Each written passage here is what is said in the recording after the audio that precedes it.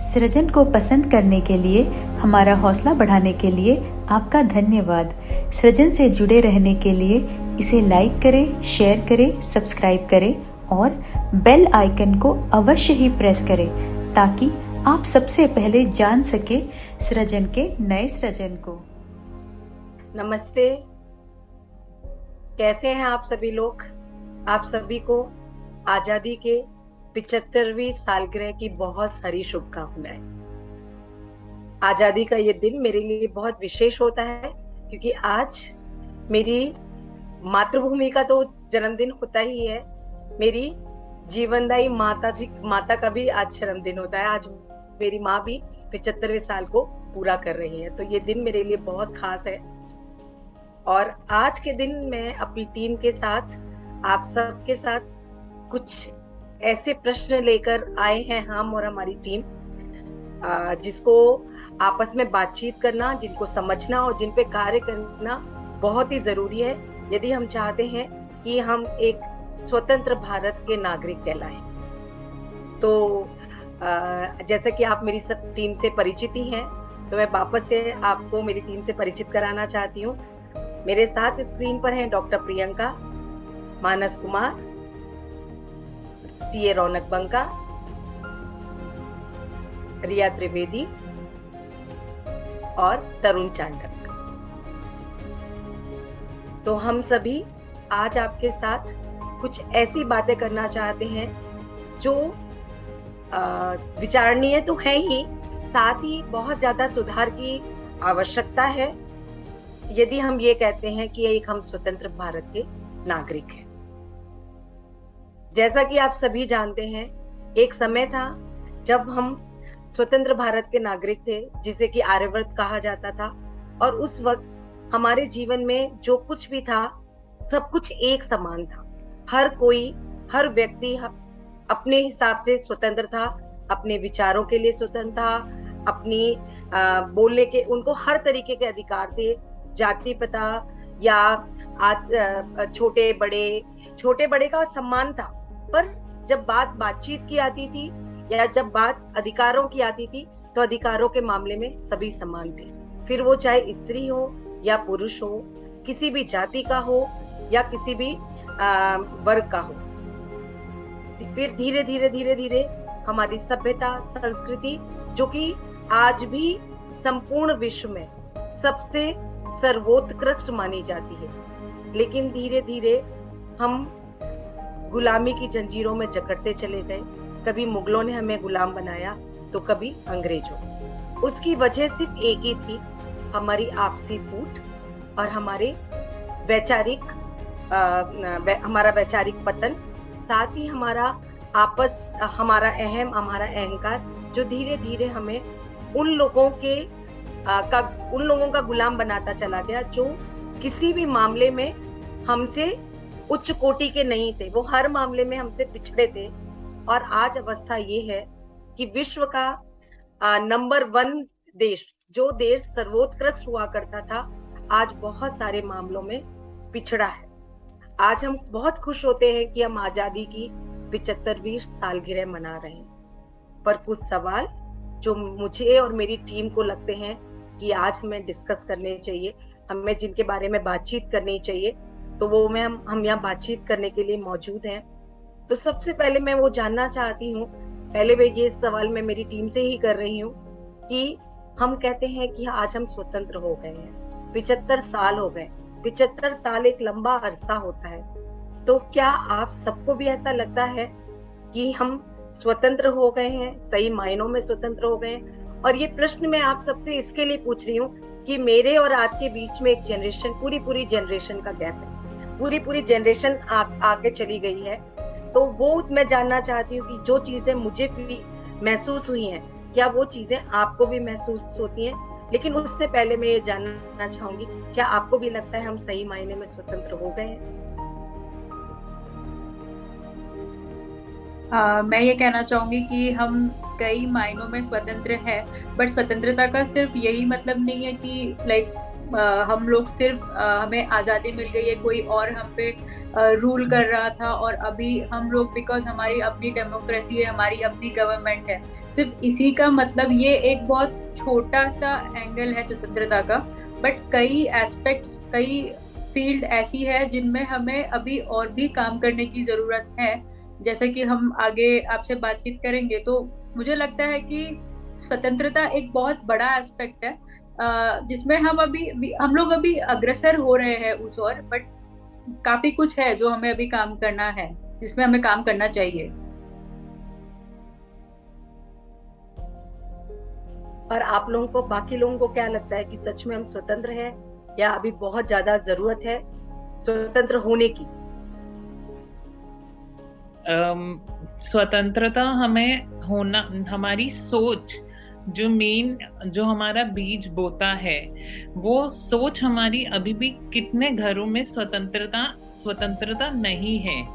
आज हम 75वें साल में हैं, मगर फिर भी हम काफी चीजों में नहीं है उतने स्वतंत्रता, या हमें हमारी सोच नहीं है। हम कहते हैं हम नए भारत के हैं, मॉडर्न इंडिया, बट फिर भी वो जो सोच है, वो जो तौर तरीके हैं, थोड़े सुपरस्टिशन और सब है, तो उससे हम अभी भी उसी में ही झंझोड़ के हैं। मैं रौनक की बात से बिल्कुल इत्तेफाक रखती हूँ कि रौनक ने कहा कि हमें अपने सोच में परिवर्तन लाने की जरूरत है, सोच में स्वतंत्र होने की जरूरत है। बिल्कुल सही कहा रौनक आपने, क्योंकि जब हम आर्यवर्त था हमारे भारत का नाम, जब हम भारतवर्ष में रहते थे, तब हमारे यहाँ स्त्री पुरुष सभी को एक समान अधिकार थे। हम सभी एक समान रूप से पढ़ सकते थे, एक समान रूप से बात कर सकते थे। सारे अधिकार जो पुरुषों को अधिकार थे, वही अधिकार हमें भी थे। हम स्वतंत्र हुए, आज हम पढ़ लिख गए हैं, आज भी महिलाओं को पढ़ाया जा रहा है, लिखाया जा रहा है। लेकिन जो बेस नागरिक है, जो हमारे मूल नागरिक हैं, आज भी वहां पर ये स्त्री पुरुष के बीच का भेदभाव आज भी दिखाई देता है। आप सब, मुझे लगता है, मेरी बातों से एकदम सहमत होंगे कि आज हम जिसको बोलते हैं उच्च वर्गीय लोग, जो अपने आप को पढ़ा लिखा दिखाते हैं, जो पढ़े लिखे दिखाते नहीं, सच में पढ़े लिखे लोग हैं, वहां पर उन्होंने बहुत सारी चीजें सुधार की है। उस वर्ग की महिलाएं आज काम करने लगी, हर चीज में उनको बराबर का अधिकार दिया गया है। लेकिन जिस वर्ग से हमारा भारतवर्ष निर्माण होता है, वो जो निम्न वर्ग है, वहां पर आज भी ये सारी विभिन्नताएं हैं। आज भी औरतों को वो अधिकार नहीं है जो कि पुरुषों को है। आज भी औरतें घर संभालने वाली शक्ति मानी जाती है। मैं बिल्कुल इत्तेफाक रखती हूँ कि महिलाओं का पहला कार्य अपने परिवार को देखना है, लेकिन परिवार को देखने का तात्पर्य ये कदापि नहीं होता कि यदि वो अपने खाली समय में, या अगर वो योग्य हैं, तो वो कुछ करना चाहे, आर्थिक मदद करना चाहे परिवार की, तो नहीं कर सकती।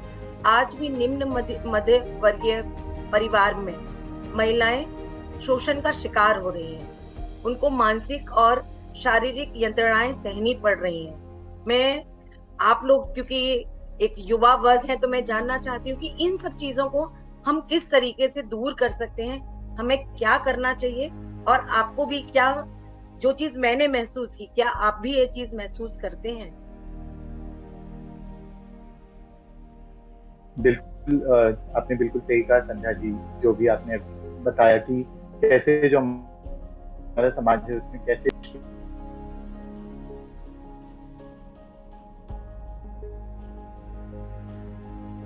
बिल्कुल जो आपने बात कही, मैं भी उससे सहमत हूँ कि जो जिस लेवल पे जैसे हमारा देश है अभी, तो हम लोग डेफिनेटली एक डेवलपिंग कंट्री है, हम लोग अग्रसर हैं इम्प्रूवमेंट के लिए, डेवलपमेंट के लिए, लेकिन ऐसे बहुत से एरियाज़ हैं, ऐसे बहुत सी जगह हैं जहाँ पे अभी भी हम लोग लैक कर रहे हैं। जैसे अभी आपने बताया कि आए दिन महिलाएं शोषण का शिकार होती हैं, इर्रिस्पेक्टिव कि वो रिच फैमिली से बिलोंग करती हैं या फिर मिडिल क्लास हैं या लोअर मिडिल क्लास फैमिली से हैं, लेकिन महिलाओं पर प्रताड़ना होती आ रही है, वो सहती आ रही हैं रिश्ते के लिए, या फिर उनकी मजबूरी है किसी भी वजह से, लेकिन होती आ रही हैं ये चीज़ें। तो यहाँ पे आई थिंक एजुकेशन बहुत इम्पोर्टेंट रोल प्ले करती है, क्योंकि हम बोलते हैं ना कि अगर एक भी मेंबर घर का एजुकेटेड होता है तो पूरी फैमिली एजुकेट हो जाती है।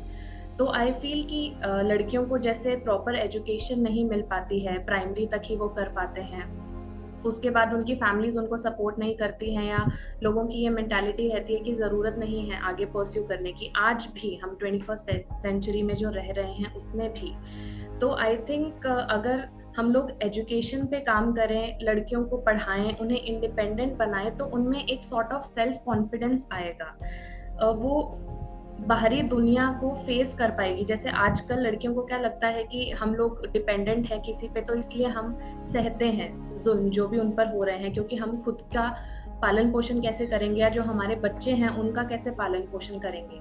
लेकिन वहीं अगर वो सेल्फ डिपेंडेंट हो तो वो अपने साथ साथ, बच्चों के साथ साथ अपनी फैमिलीज का भी ध्यान रख सकती हैं, और उनको सोचने की ज़रूरत नहीं पड़ेगी कि मेरे को ये सहन करना है क्योंकि मैं ध्यान नहीं रख पाऊंगी किसी का, इसलिए।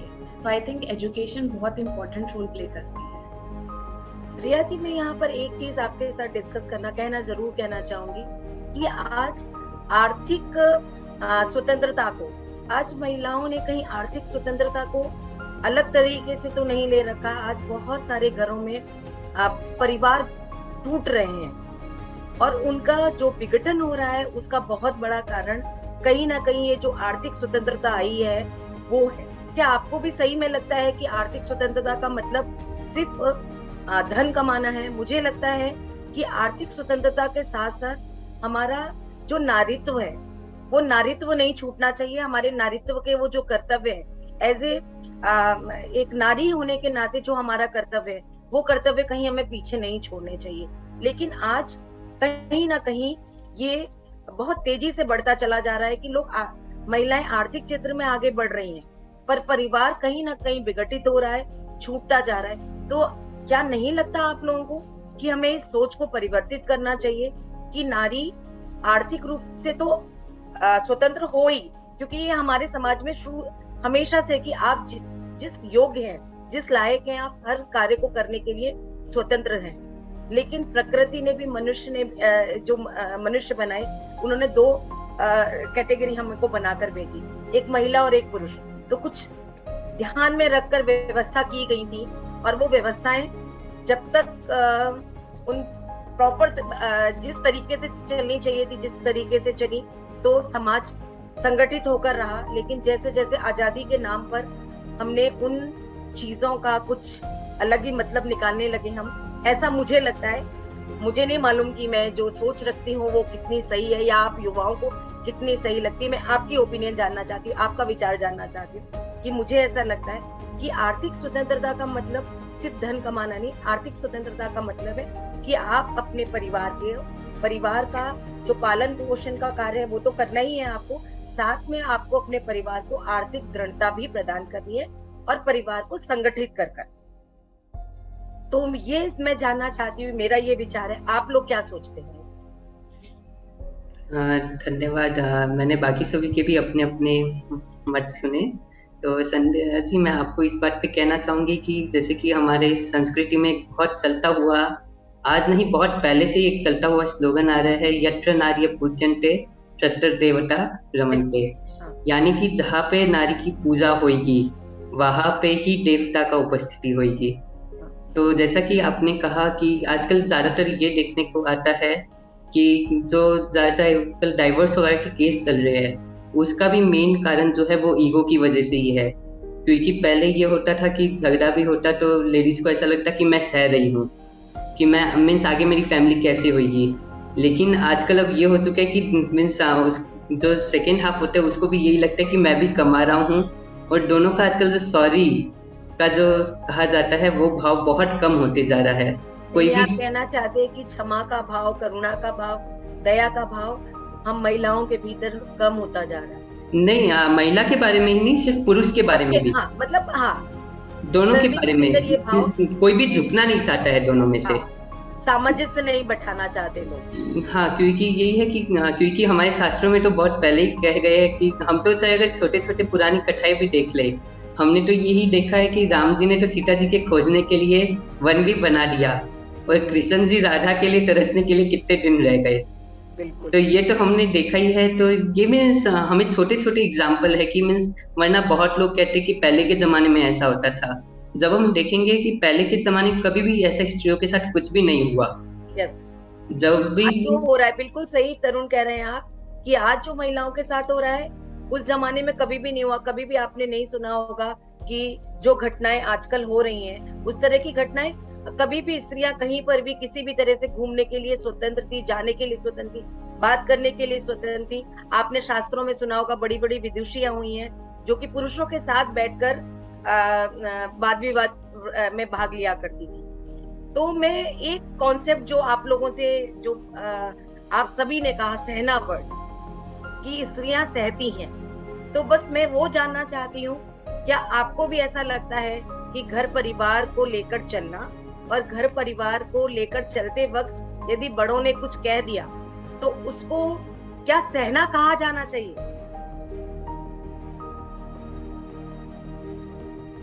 डॉक्टर प्रियंका, रिया, आप वो इस वर्ग को या प्रतिनिधित्व करती हैं, तो प्लीज बताएं कि आप क्या ओपिनियन रखते हैं इस बारे में, आपका क्या मत है इस बारे में कि घर परिवार की चीजों में अगर मतभेद हुए तो उसको सहना कहा जाए, क्या उचित है क्या?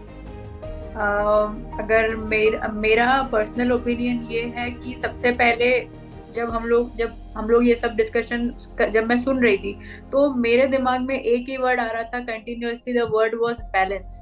How to establish a balance between your personal life, between your professional life, your family life. So अगर हम ये तीनों हमारे लाइफ के जो मेन एस्पेक्ट्स है अगर इनको बैलेंस करके चले, लाइक फॉर एग्जांपल अब मैं एक डॉक्टर हूँ, मुझे अपना काम भी देखना होता है, बट आगे जाके जब मेरी खुद की फैमिली होगी तब मैं चाहूंगी कि मेरे बाहर जाने से या मेरे प्रोफेशनल लाइफ में आगे बढ़ने से मेरे फैमिली को डिस्कम्फर्ट हो, वो कभी नहीं होना चाहिए।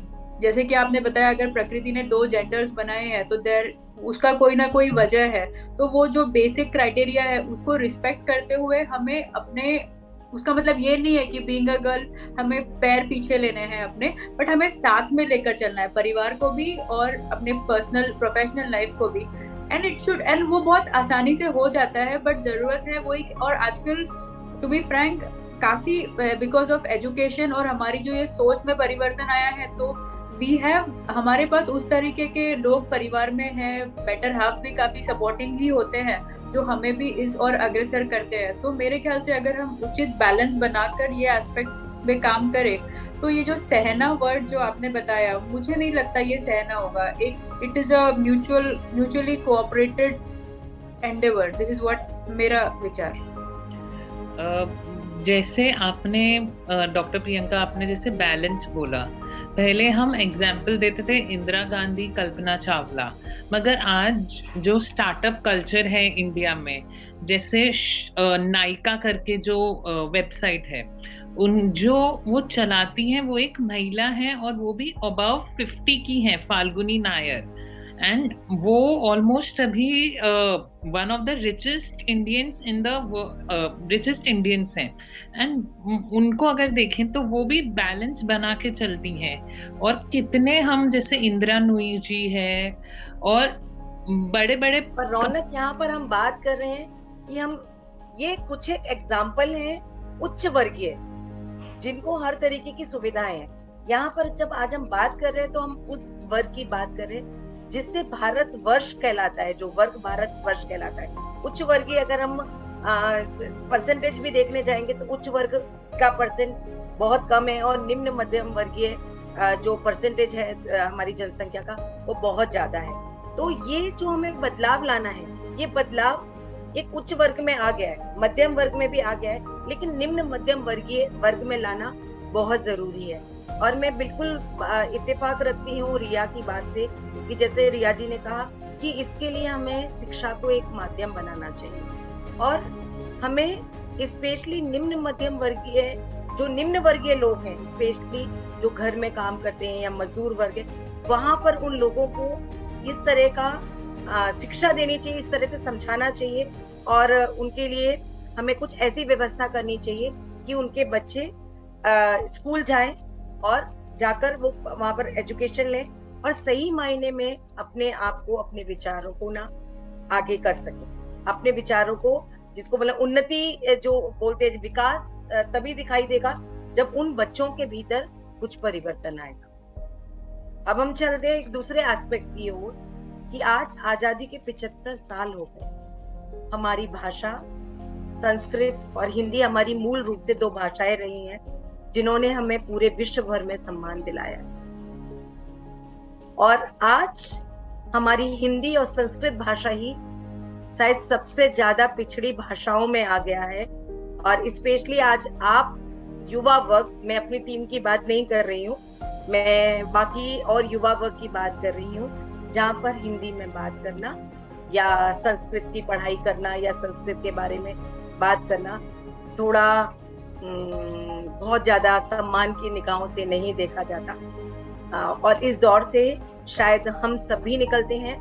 जैसे मैं हिंदी में लिखती हूँ, हिंदी में बोलती हूँ, तो कई बार जब मैं ऐसी सभाओं में पहुंचती हूँ जहाँ सो कॉल्ड पढ़े लिखे लोग होते हैं, तो उनको ऐसे लगता है ये हिंदी में बोलने वाली, इसको क्या आता होगा।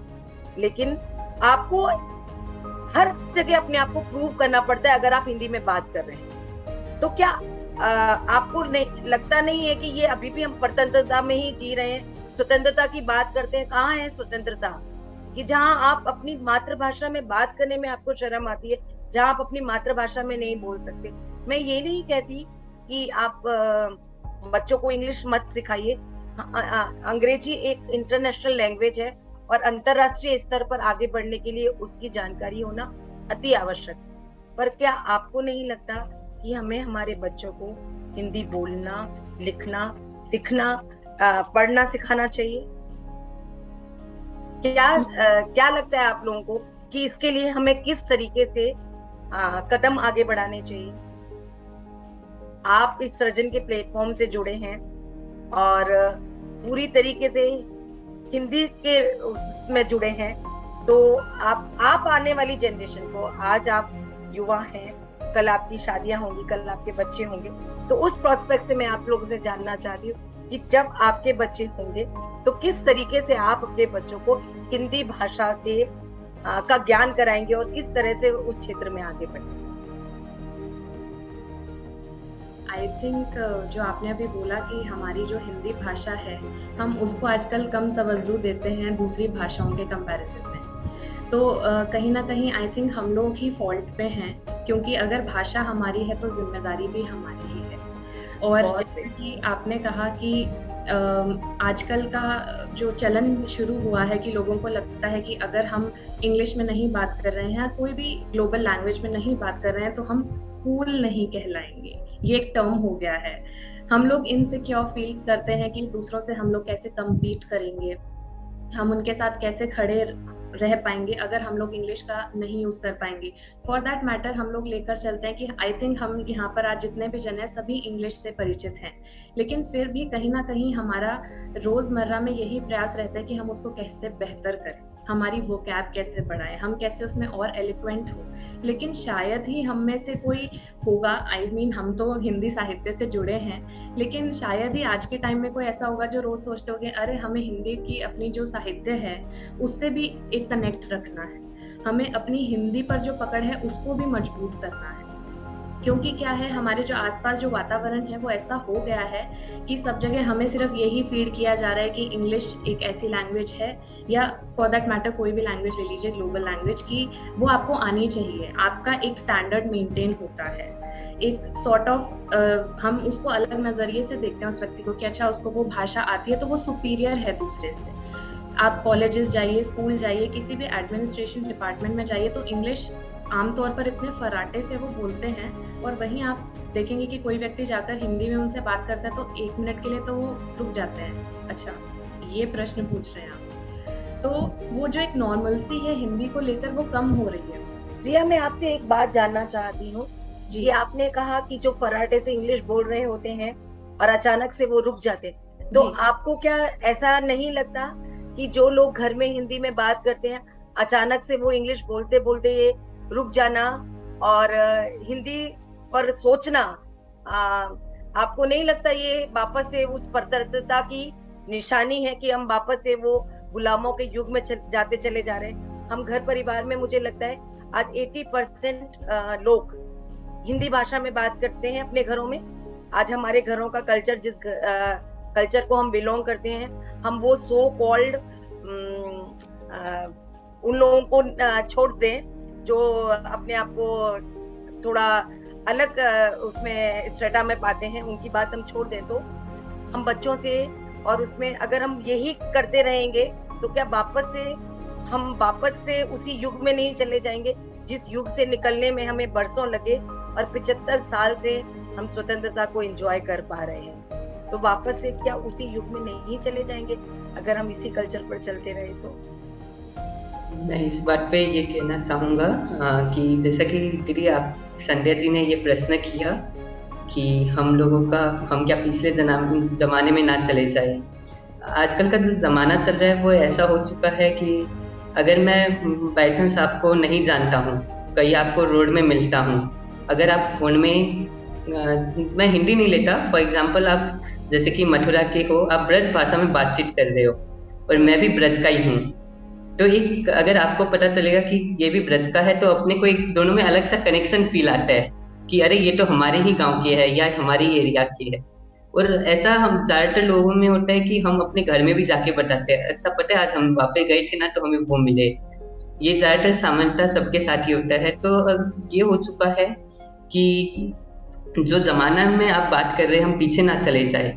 देखिए जैसे बल्कि ये हो चुके जो भाषाएं हैं, अब जो लोकल भाषाएं मैं कहूँगा उनका बल्कि अब कम हो चुका है बोलचाल। जैसे हम संस्कृत को ही अगर लिया जाए तो आजकल मुश्किल से ऐसा हो चुका है कि इंडिया में 30% लोगों को ही बस संस्कृत आती है, वो भी only in southern parts of India.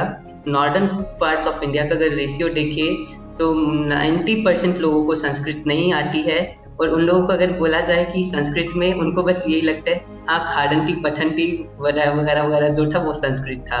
और किसी को ही बोलो कि हम संस्कृत में बात करें तो उनको लगता है अरे ये तो पंडित बनने वाला है, अरे ये तो ज्योतिषी वगैरह करेगा।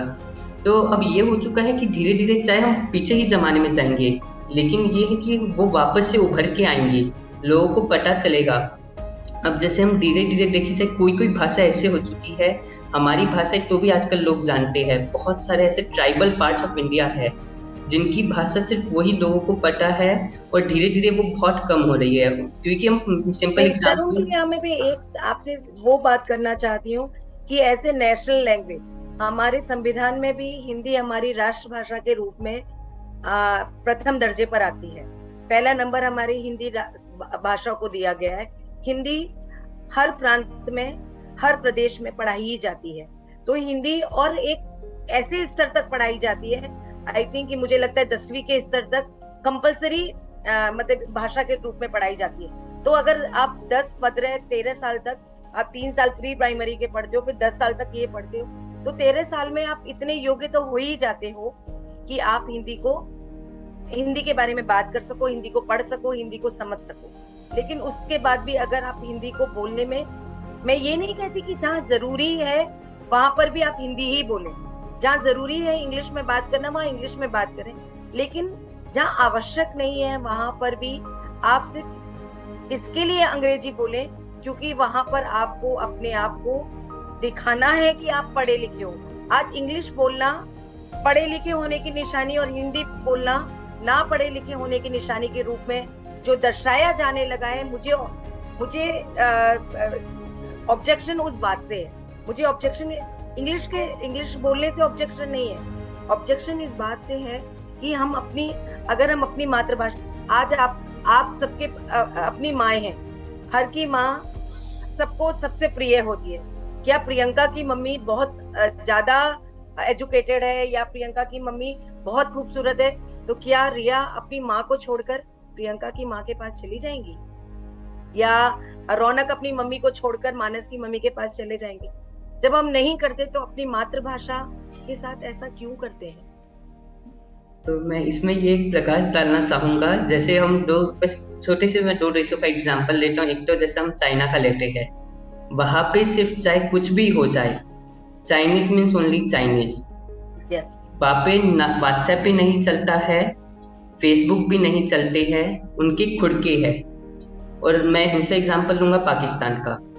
पाकिस्तान में भी सिर्फ उर्दू ही चलती है, कहीं पे भी हिंदी का आपको नहीं मिलेगा। क्योंकि ये आप देख लीजिए, पहले पॉपुलेशन भी वहाँ पे कितनी ज़्यादा थी, धीरे धीरे डिक्लाइनिंग होती जा रही है। तो वही सिंपल केस अब हमारा होने वाला है। अगर हम हिंदी नहीं बोलेंगे, तो हमको तो हिंदी आती है, जो आगे आने वाले जनरेशन है अगर उनको हिंदी नहीं आएगी तो हमारा भी देश वापस से जकड़ जाएगा बैरियो में, और वो होगा इंग्लिश वगैरह या कोई भी भाषा। और जैसे कि धीरे धीरे हमारे प्रधानमंत्री जी भी कह रहे हैं लोकल फॉर वोकल, ये छोटी छोटी मीन्स जो टिप्स वगैरह है, इन सब से भी मीन्स मुझे लग रहा है कि आगे आने वाले में फिर से हमारी हिंदी को वैसे ही प्राथमिकता दी जाएगी। क्योंकि एक सीधी सिंपल सी बात है कि हम कब स्वतंत्रता की ओर बढ़ते हैं, जब हम अपनी सभ्यता, अपनी संस्कृति, अपनी भाषा और अपनेपन को छोड़ते चले जाते हैं। और आज हम जिस चौराहे पर आकर खड़े हो गए, जिस जगह पर आज हम खड़े हैं, सिर्फ एक ही बात सोचने की है, क्या हमने बहुत कुछ पीछे नहीं छोड़ दिया है? अपनी सभ्यता, अपनी संस्कृति, अपना पहनावा, अपना खान पान। जब हमारे जमाने की बात थी, मुझे याद ही नहीं पड़ता, आज हमारे जमाने में हमने घर का खाने के अलावा हम बाहर जाकर हमने कुछ खाना खाया है, तो वो भी हम अपने जो भारतीय भोजन होता था वही क्या करते थे कि बाहर अगर कहीं बाहर जाकर खाना खा रहे हैं तो वहाँ दाल चावल रोटी सब्जी यही सब। आज मेरे खुद के बच्चे भी हैं जिनको मैं देखती हूँ कि जब हम उनको बोलते हैं कि आज हम बाहर खाना खाने जाएंगे, कि बाहर खाना खाते हैं, तो पिज्जा बर्गर, मैं इन चीजों से मुझे कोई परहेज नहीं है या मुझे नाराजगी नहीं है कि हमें ग्लोबल होने के लिए ये सारी चीजें सीखनी है। लेकिन अभी अगर उन्हीं सब चीजों का चलन शुरू हो गया तो हम जो कहते हैं हम स्वतंत्र भारत के नागरिक, हमारा देश, मेरी मातृभूमि, मेरी भाषा, बहुत कुछ मेरा मेरा मेरा मेरा भारत, तो क्या वो मेरा भारत बचेगा? कैसे बचाएं हम उस भारत को? यहाँ मैं एक चीज ऐड करना चाहूंगी। ये किस्सा अभी जस्ट रिसेंटली मेरे साथ हुआ। जैसे कि मैंने बताया कि मैं पेशे से एक डॉक्टर हूँ, तो अभी पिछले कुछ दिनों मेरे यहाँ पर हमारे एज अ पेशेंट कुछ एक अफ्रीकन कपल आया। तो इशू ये था कि वो लगभग 15 से 20 दिन भारत में रह रहे थे, बट और जैसे कम्युनिकेशन जो उनकी लैंग्वेज थी वो पोर्टुगीज में बात करते थे, तो वो उनके लिए हमें कन्वे कर पाना बहुत ज्यादा मुश्किल था। तो आमतौर पे नॉर्मली जो फीडबैक उन्होंने मुझे दिया वो ये था कि पूरे लोग उनकी भाषा समझने की कोशिश कर रहे हैं। तो मैंने उनसे सिर्फ एक सवाल पूछा, मैंने कहा आप यहाँ पे लगभग 15-20 दिन से भारत में हैं, तो क्या किसी ने आपको हिंदी नहीं सिखाई? यानी रादर देन हम आपकी भाषा सीखे क्योंकि आप हमारे देश में एज अ गेस्ट आए हो, तो क्या किसी ने आपको ये नहीं बोला कि अगर आप हमारी भाषा से अवगत हो जाए तो आपको यहाँ पे कम्युनिकेट करना आसान होगा? और वो बात उनको इतनी इम्प्रेस कर गई कि ही वाज लाइक, मतलब वो मेरे साथ करीब 4 से 5 विजिट्स उनके थे ड्यू, तो उसमें उन्होंने मुझे कहा कि मतलब मुझे बहुत खुशी होगी अगर आप मुझे आपकी हिंदी भाषा में कुछ सिखाएं ताकि मैं इसे एज ए एसेट अपने कंट्री में ले जाऊं। जो मैंने उनको फिर जो 4-5 सेंटेंसेस, 8-10 सेंटेंसेस जितना मुझे लगता है मैं सिखा पाई उस समय में मैंने सिखाया।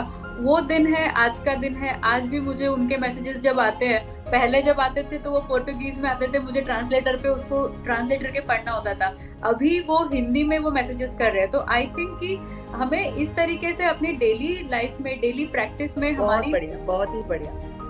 तो और उस दिन जैसे कि तरुण ने बताया कि एक कनेक्शन, तो डेफिनेटली हर वर्क के क्लाइंट के साथ भी अगर प्रोफेशनली हम बात करें तो हमें एक बहुत इजी कनेक्शन फील कर पाते हैं। लाइक मैं हमेशा पसंद करती हूँ कि मैं अपने पेशेंट के साथ हमेशा पहला जो ग्रीटिंग है वो हिंदी में करूँ, डिपेंडिंग ऑन हिज एज। तो उससे क्या होता है, वो जो फील कर रहे हैं, मैं जो समझा पा रही हूँ वो बेटर समझ पाते हैं, और वो मुझे उन्हीं में से एक समझते हैं। जो एक डर होता है या एक जो गैप होता है कि क्या बोलेगा आगे, तो वो एक काफी नॉर्मलाइज और एक ब्रिजिंग हो जाता है। तो मुझे लगता है कि हिंदी तो प्रमोट कर, मतलब वी शुड, हमारा जो कल्चर है, जैसे अभी भी बोलचाल में आप देख रहे हैं काफी सारे अंग्रेजी वर्ड्स आ रहे हैं, बट वो दूसरी कोई लैंग्वेज में कोई और वर्ड्स नहीं आते जो हमारी लैंग्वेज में आते हैं। कुछ चीजें बिल्कुल मानते हैं कि आज हम इतने बड़े मतलब ग्लोबल समाज में जी रहे हैं, हर जगह हमें दूसरे देशों के साथ कांटेक्ट करना पड़ता है, तो बहुत सारी हमारी भाषा में बदलाव आए हैं और वो आने भी चाहिए। अगर आप विकसित होना चाहते हैं तो आप जिसको बोलना चाहिए, हमें ढोल का पोल नहीं बनकर रहना है, लेकिन इसका मतलब ये नहीं कि हम अपना वो स्वयं छोड़ दें, कि हम ये छोड़ दें, हमारी जो आइडेंटिटी है अगर हमने उसको छोड़ दिया, हमारी जो पहचान है अगर हमने उसको छोड़ दिया, तो हम कहीं के नहीं रहेंगे। यही हमारे साथ हुआ, हमने अपना धीरे धीरे हम अपनी पहचान को छोड़ते चले गए, खोते चले गए, और फिर हम बोले कि हम गुलाम हो गए। फिर हमें उस गुलामी से बाहर निकलने में हजारों साल लगे। तो ये चक्र हमें यहीं पर रोकना होगा, हमें लोगों को ये समझाना होगा, हमें ये समझना होगा कि हमारी भाषा, हमारी संस्कृति, हमारी सभ्यता। आज मैं ये नहीं कहती कि लोग अपने बच्चों को हिंदी संस्कृत नहीं सिखाते, लेकिन हिंदी संस्कृत अभी सिर्फ ड्राइंग रूम तक सीमित रह गई है, जहाँ बच्चा जब 1 साल का, 2 साल का, 3 साल का होता है, उसको गायत्री मंत्र और कई सारे मंत्र सिखाए जाते हैं, और घर में मेहमान आते हैं तो उनके सामने कहा जाता है हमारे बच्चे को ये मंत्र आता है, बच्चा बेटा पढ़कर सुनाओ। लेकिन जैसे जैसे बच्चा बड़ा होता चला जाता है, माता पिता भी उस बात पर फिक्र करना बंद कर देते हैं कि हमारा बच्चा सभ्यता संस्कृति कितना सीख रहा है। और होना कैसा चाहिए कि जैसे जैसे आप आगे बढ़ रहे हो, आप उस सभ्यता संस्कृति को आपको और सीखना चाहिए। हमारे समय में संस्कृत एक सेकंड लैंग्वेज की तरह थर्ड लैंग्वेज हुआ करती थी और कंपलसरी थी, सीबीएसई और आईसीएसई बोर्ड में कंपलसरी थी। पर आज सीबीएसई, आईसीएसई और जो स्टेट बोर्ड है, सभी जगह संस्कृत ऑप्शनल हो गया है। तो वो जो ऑप्शनल का ये आता जा रहा है, और कई सारी जगह तो ऐसा भी ऑप्शन आ गया है कि आप भाषा के रूप में हिंदी भाषा को छोड़ सकते हैं। तो वो चीजें हमें इस चीज पर निरंतर सरकार के साथ बात करनी होगी, निरंतर जनता के साथ बात करनी होगी, निरंतर जनता को ये सिखाना, समझाना होगा, समझना होगा कि अपनी भाषा, अपनी सभ्यता, अपनी संस्कृति, वो अपने व्रत, अपने त्योहार, सारी चीजें छोड़ते चले जा रहे। आज यहाँ इस प्लेटफॉर्म पर बैठकर मैं भी आज सबके सामने एक ये अपनी क्षमा याचना करना चाहूंगी, भूल को स्वीकार करना चाहूंगी। कई सारी चीजें जो हमारी सभ्यता की थी, हमारी संस्कृति थी, कई व्रत त्योहार जो हमने छोड़ दिए हैं, जो अब मुझे रियलाइज होता है, अब मुझे ये महसूस होता है कि अगर मैं ही नहीं कर रही तो मैं आने वाली जनरेशन को कैसे सिखाऊंगी। तो जो अभी कुछ दिनों से मैंने वो सारी चीजें वापस फॉलो करना, मतलब इस एज पर आकर वो चीजें रियलाइज हो रही है कि जो चीजें मुझे पहले लगती थी इसको छोड़ देने में ही ठीक है। आज एक वट सावित्री की एक पूजा होती है, जहां पर कि उस पूजा में पता नहीं आप लोगों को कितना पता है कि वो जो महिला है वो अपने पति को यमराज से भी वापस ले आती है। कि हमारे व्रत त्योहारों वो, और लोग, हम जब छोटे थे हम हंसा करते थे उस चीज पर आज उस चीज की मूल्य समझ में आता है कि हमारे विचारों में इतनी ताकत होती है कि हम चाहे तो सब कुछ संभव है। तो ये हमारी संस्कृति का मूल है। तो हमने जो अपनी संस्कृति और संस्कारों के मूल को छोड़ दिया है, यहाँ सिर्फ मैं वो कहना चाहती हूँ कि हमारी संस्कृति और सभ्यता का जो मूल है उसे पकड़ कर रखना है, अपनी भाषा के मूल को समझ कर रखना है। हमें आगे बढ़ना है, लेकिन सब कुछ थाम कर आगे बढ़ना है। हमारी जो अपनी पहचान है उसको थाम कर आगे बढ़ना है। अब एक और प्रश्न जो मैं आप लोगों से करना चाहती हूँ, जो आजकल बहुत ज्यादा लोगों में मतलब पढ़े लिखे लोगों होने की निशानी माना जाने लगा है। ये पता नहीं पाश्चात्य संस्कृति का प्रभाव है, हमारी फिल्मों का प्रभाव है, या किस चीज का प्रभाव है, मुझे पता नहीं। कि आजकल कपड़ों को लेकर बहुत सारी चीजें, बहुत सारी बातें होती हैं। 2 तरीके के सामूहिक विचार लोग सामने रखते हैं। एक विचार का कहना है कि स्त्री को ये पूरा हक है कि वो अपने मन पसंद के कपड़े पहने। दूसरा जो हमारे वर्ग का वर्ग है वो कहता है कि हमें अपनी सभ्यता, संस्कृति, समय काल को ध्यान में रखकर अपने कपड़ों का चयन करना चाहिए। तो यहाँ पर मैं वो जानना चाहती हूँ कि युवा वर्ग का ये कहना कि स्त्री स्वतंत्र है, आप कहते हैं हम स्वतंत्र भारत के नागरिक हैं, तो हम स्वतंत्र हैं, हम शॉर्ट कपड़े पहने, स्कर्ट पहने या कुछ भी पहने। लेकिन एक सवाल जो यहाँ पर, क्योंकि 2 लड़कियां भी मौजूद हैं और लड़के भी मौजूद हैं, लड़कियां भी हैं, लड़के भी हैं, जो किसी के भाई हैं और किसी के दोस्त हैं और कभी आने वाले समय में किसी के पति होंगे, तो मैं, और लड़कियां भी हैं जो खुद प्रोफेशनल्स हैं, डॉक्टर हैं और एमबीए की पढ़ाई कर रही हैं। तो मैं वो जानना चाहती हूँ आप लोगों से कि क्या आपको नहीं लगता कि जो कपड़े हम अपने पिता और अपने भाई के सामने पहन सकते हैं, क्या वही कपड़े हम दूसरे पुरुषों के सामने, दूसरों के लड़कों के सामने पहनकर जा सकते हैं या जाना चाहिए हमें? आई थिंक यहाँ पे हाँ मानस आप बोलिए। तो यहाँ पे मैं ये बोलना चाहूंगा कि अगर हम यहाँ पे सबसे पहली बात ये करें कि स्वतंत्रता की अपने कपड़े पहनने को लेकर, तो स्वतंत्रता हमें हर चीज के लिए आज इस देश में मिली है, हमारा संविधान हमें वो देता है। मगर हमें ये भी ध्यान रखना है कि स्वतंत्रता के साथ साथ परिस्थिति, जैसा कि आपने कहा कि हम कहाँ जा रहे हैं, ये हम भाषा के भी हमने कॉन्टेक्स्ट में इसको देखा कि ये एक चीज हो गई कि हम 5 स्टार होटल जाते हैं तो हम इंग्लिश को और वेस्टर्न कपड़ों को ही प्रेफर करते हैं, जबकि ऐसा कहीं कुछ नियम नहीं बना है कि या आप अंग्रेजी नहीं बोलेंगे या आप वेस्टर्न कपड़े ही पहनेंगे तो ही आप 5 स्टार होटल में जा सकते हैं। लेकिन क्योंकि लोगों में मैं आपको बीच में रोकना चाहूंगी कि आज 5 स्टार होटल्स में जाते हैं या कहीं पे भी बड़े संस्थान में जाते हैं, हर जगह नमस्ते कहकर आपका स्वागत किया जाता है। तो वो चीज हम भूल जाते हैं, एक छोटी सी चीज जो शुरुआत हो रही है हम उसको याद नहीं रखते, लेकिन बाकी चीजें, सॉरी आप तो बस यहाँ ये बताने के लिए मैंने आपको रोका था, आप आगे बोल सकते हैं।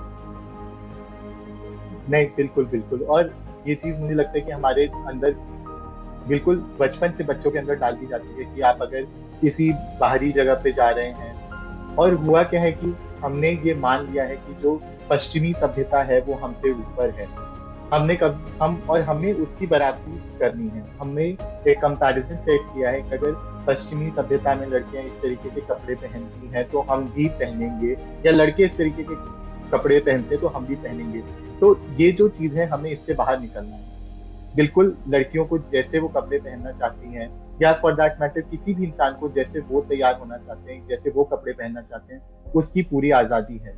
लेकिन एक परिस्थिति, एक जैसी आप जगह जा रहे हैं, आप मंदिर जाते हैं, वहां जाने के लिए आपके अलग कपड़े, आप स्कूल जाते हैं वहां जाने के लिए आपके एक अलग कपड़े होते हैं, वो बिल्कुल है। और जहां तक बात रही सोच की, तो शायद मेरे विचार लोगों से मिले ना मिले, लेकिन जितना यहाँ पर रोल लड़कियों का होता है कि वो किस तरह के कपड़े पहन कर जा रहे हैं, उतना ही पुरुषों का भी है कि वो अपने अंदर ऐसे मॉडल डेवलप करें, वो अपने आप को इस तरीके से अपने सोच विचार को डेवलप करें कि कल को उनकी बहन किसी भी तरीके के कपड़े पहन रही है या कोई दूसरी लड़की छोटे कपड़े पहन रही है या फिर वेस्टर्न क्लोथ पहन रही है फॉर दैट मैटर, वो उनको एक ही नजर से देखें, सम्मान का भाव हो उनके अंदर। तो मुझे लगता है यहाँ पे दोनों ही जेंडर्स का अपना अपना एक रोल आता है कि अगर हम लड़कियों की बात करें तो आप अपने हिसाब से एंड कंफर्टेबल क्लोथिंग, ऐसा नहीं है कि आपकी दोस्त अगर वेस्टर्न कपड़े पहन के जा रहे हैं या आपको उनकी बराबरी करनी है, जिसमें आपको अच्छा लगता है वो आपकी स्वतंत्रता है।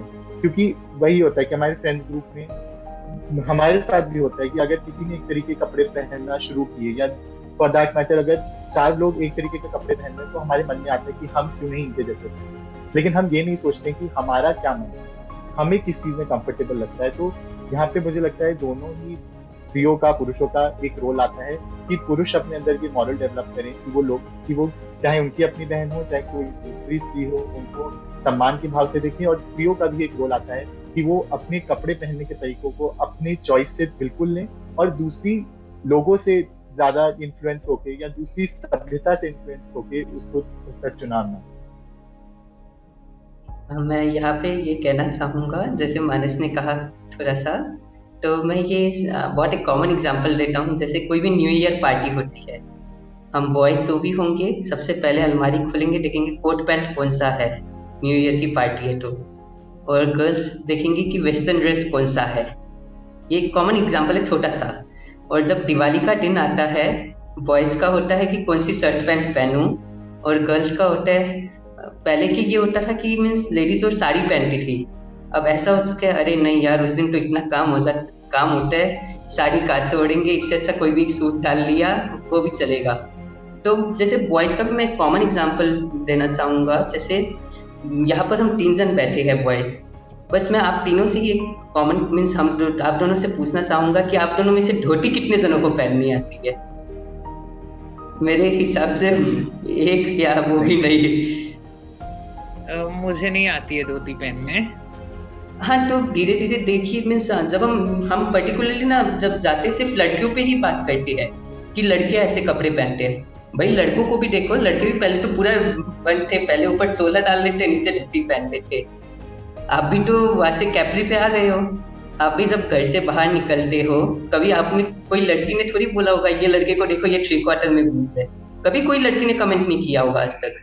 और लड़कों को देख लो, कोई भी अरे वो लड़की कैप्री में जा रही है, भाई साहब आप खुद भी कैप्री में खड़े हो, ये भी खुद को भी देखना होगा आपको।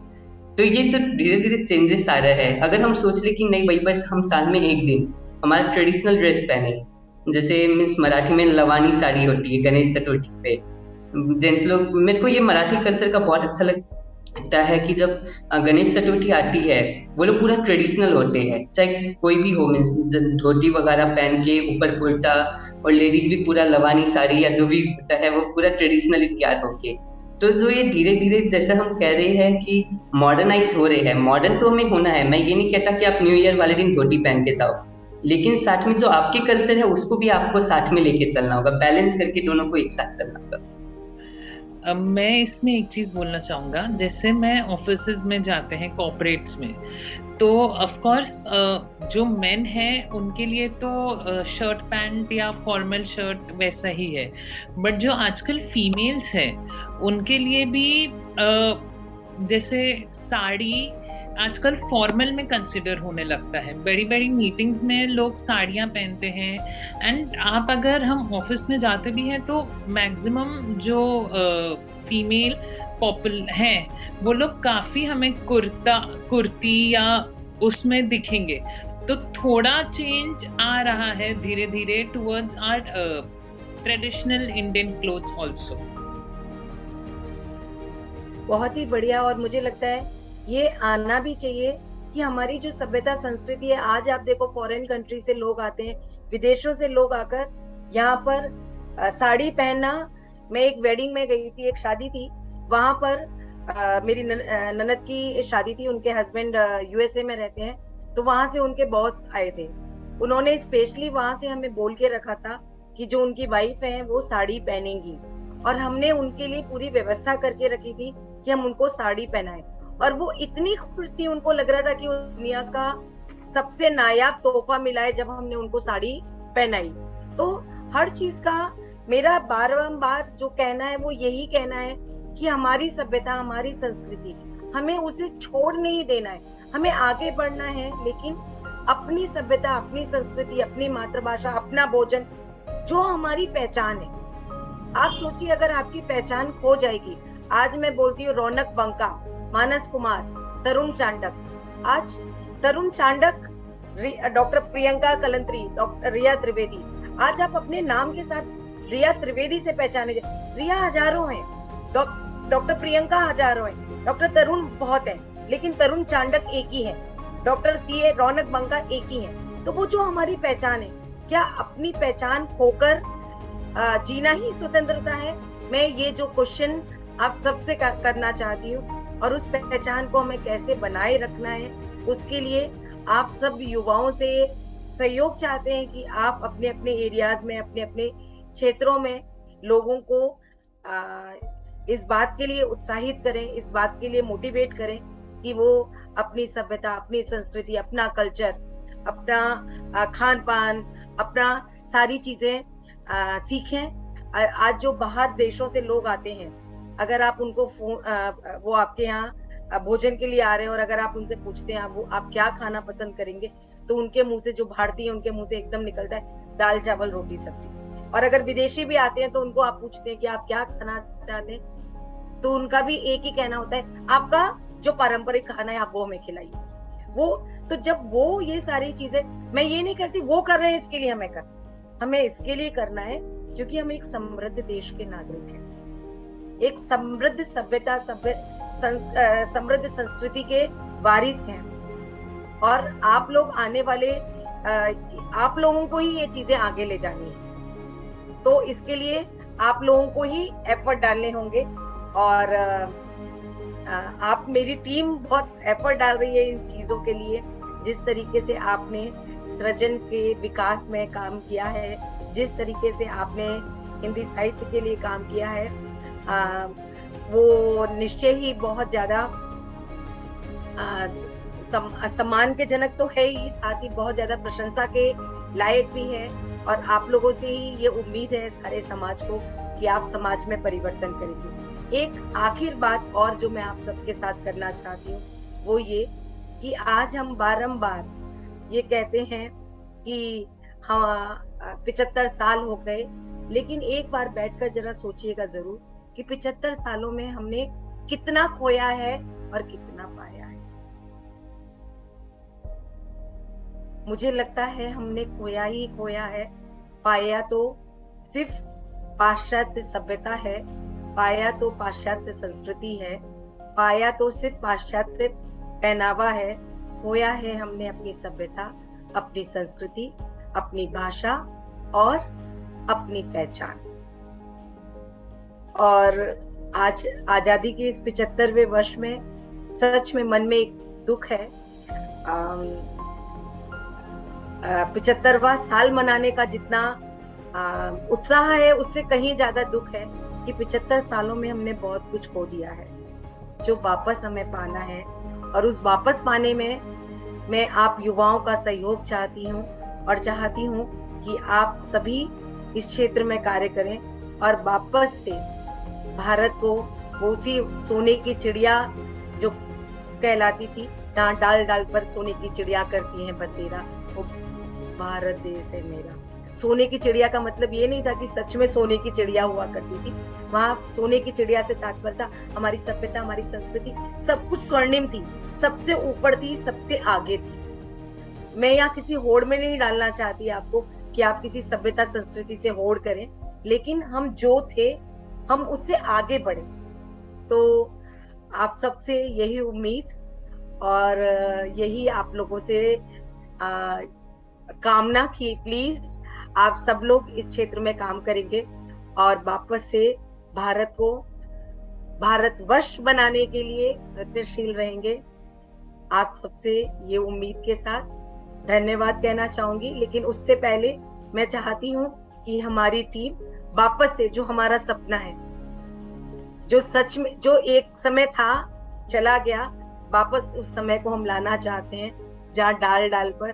तो डॉक्टर प्रियंका, मैं आपसे ये प्रार्थना करूंगी कि प्लीज आप इस गाने को गुनगुनाएं। मैं तो बिल्कुल, थैंक यू सो मच, धन्यवाद। मैं तो बिल्कुल गुनगुनाऊंगी, बट मैं ये चाहूंगी कि मेरे साथ आप सभी ज्वाइन करें हर बार की तरह। We will work as a team. बिल्कुल। जहाँ डाल डाल पर सोने की चिड़िया करती है बसेरा, वो भारत देश है मेरा, वो भारत देश है मेरा। Thank you. आज हम सब ये प्रण लेते हैं कि हम भारत को वापस से भारतवर्ष बनाएंगे और वापस से सोने की चिड़िया हमारा भारतवर्ष कहलाएगा। तभी सही मायने में हम स्वतंत्रता को एंजॉय कर पाएंगे, स्वतंत्रता को सही मायने में समझ पाएंगे कि स्वतंत्रता का तात्पर्य क्या है। जय हिंद। जय हिंद। जय हिंद। नमस्ते। नारायण नारायण। जय हिंद। संध्या गुप्ता की पुस्तकें मंगवाने के लिए 9619766212 पर केवल व्हाट्सएप करें।